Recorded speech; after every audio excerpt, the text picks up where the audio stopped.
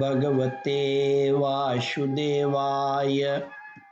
श्रद्धालु भक्तों, श्रीमद् भागवत महापुराण के 10वें स्कंद के उत्तरार्ध के 63वां अध्याय के अंतर्गत भगवान श्री कृष्ण के साथ बानासुर का युद्ध का प्रस्तुतिकरण करूंगा। इसके पूर्व जहां तक आप कथा श्रवण कर चुके हैं उसके आगे का प्रस्तुतिकरण करता हूं। ज्वर ने कहा, प्रभु आपकी शक्ति अनंत है, आप ब्रह्मादि ईश्वरों के भी परम महेश्वर हैं। आप सबके आत्मा और सर्व स्वरूप हैं। आप अद्वितीय और केवल ज्ञान स्वरूप हैं। संसार की उत्पत्ति, स्थिति और संहार के कारण आप ही हैं।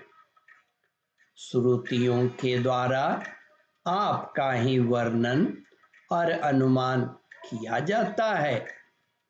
आप समस्त विकारों से रहित स्वयं ब्रह्म हैं। मैं आपको प्रणाम करता हूँ।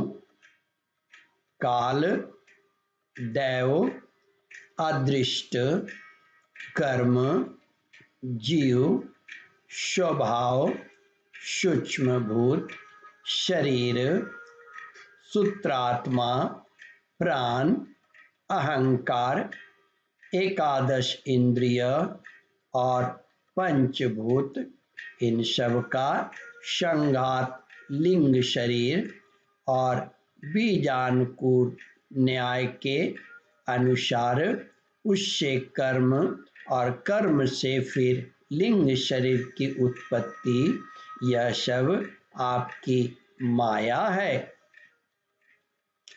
आप माया के निषेध की परम अवधि हैं। मैं आपकी शरण ग्रहण करता हूँ। प्रभु, आप अपनी लीला से ही अनेकों रूप धारण कर लेते हैं और देवता, साधु तथा लोक मर्यादा का पालन पोषण करते हैं। साथ ही उन मार्गगामी और हिंसक असुरों का संहार भी करते हैं। आपका यह अवतार पृथ्वी का भार उतारने के लिए ही हुआ है। प्रभु,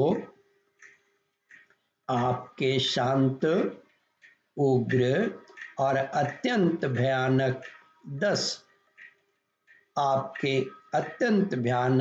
दूसरा तेज ज्वर से मैं अत्यंत संतप्त हो रहा हूँ।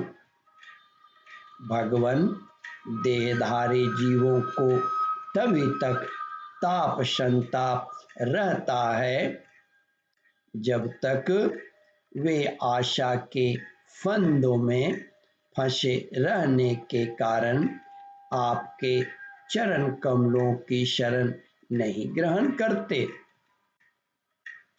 भगवान श्री कृष्ण ने कहा, त्रिशिरा, ज्वर का नाम तीसरा था, त्रिशिरा, मैं तुम पर प्रसन्न हूँ।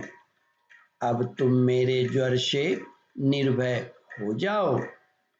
संसार में जो कोई हम दोनों के संवाद का स्मरण करेगा उसे तुमसे कोई भय नहीं रहेगा।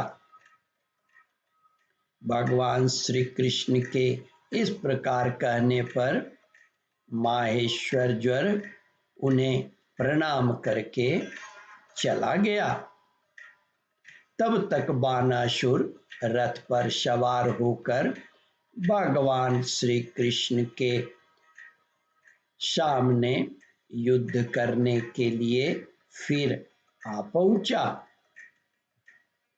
श्री सुखदेव जी कहते हैं, परीक्षित, बानासुर ने अपने 1000 हाथों में तरह तरह के हथियार ले रखे थे।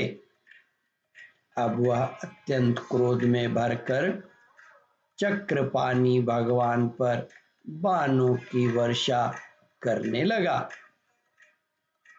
जब भगवान श्री कृष्ण ने देखा कि बानासुर ने तो बाणों की झड़ी लगा दी है, तब वे छुरे के समान तीखे धार वाले चक्र से उसकी भुजाएं काटने लगे, मानो कोई किसी वृक्ष की छोटी छोटी डालियां काट रहा हो।